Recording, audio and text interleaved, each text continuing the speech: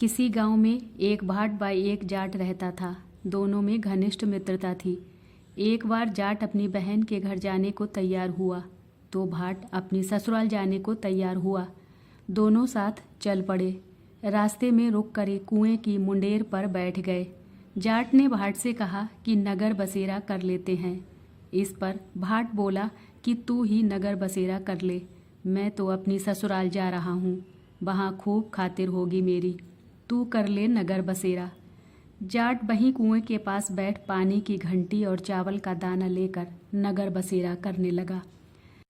नगर बसेरा करने के साथ जाट कहने लगा कि नगर बसेरा जो करे सोमल धोबे पाँव, ताता माड़ा तापसी देगी मेरी माँ, माँ देगी मापसी देगी द्वारका का बास, मीठा मीठा घास वृंदावन का बास, 5 कुल्ठी छठी रास मेरा जिबड़ो श्री कृष्ण के पास, डालूं पानी हो जाए घी झट से निकल जाए मेरा जी।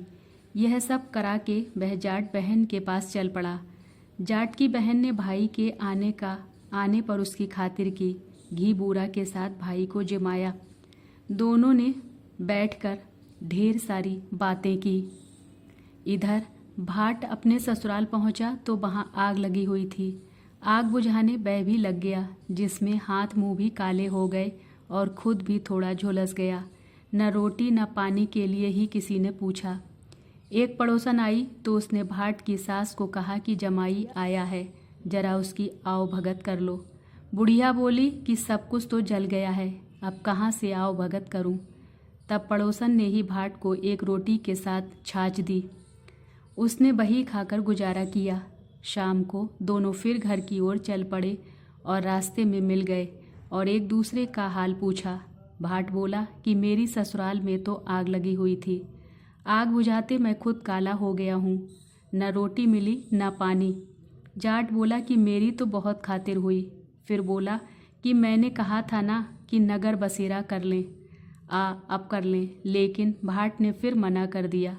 कहने लगा कि तेरी मावसी है, पता नहीं रोटी दे या ना दे। तेरी तो माँ है, दही की छुंछली चूरमा का पेड़ा धरा पाएगा। भाट ने फिर नगर बसेरा नहीं किया, जाट ने कर लिया। नगर बसेरा जो करे सोमल धोबे पाँव, ताता माड़ा तापसी देगी मेरी माँ, माँ देगी मावसी देगी द्वारका का बास, मीठा मीठा घास वृंदावन का बास, 5 कुल्ठी छठी रास मेरा जिबड़ो श्री कृष्ण के पास, डालूं पानी हो जाए घी झट से निकल जाए मेरा जी। करके वह चल पड़ा। घर पहुंचते ही जाट की मावसी ने बहुत लाड़ प्यार किया। उधर भाट घर गया तो उसकी भैंस खो गई। बाप एक लाठी रखे तो दूसरी उठाए और कहने लगा कि ससुराल गया तो आग लगा दी, अब यहाँ आया तो भैंस खो दी। बाप ने कहा कि पहले भैंस लेकर आ, तभी रोटी पानी मिलेगा। सारा दिन भाट भैंस ढूंढता रहा, लेकिन उसे भैंस नहीं मिली।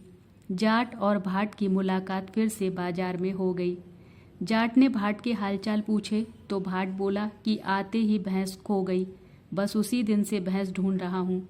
रोटियों का तो पूछो ही मत। जाट ने कहा कि मैंने तो पहले ही कहा था कि नगर बसेरा कर ले। जाट की बात सुनकर भाट बोला कि तेरे नगर बसेरे में इतनी ताकत है तो चल अब कर लेते हैं। दोनों ने बैठकर नगर बसेरा किया।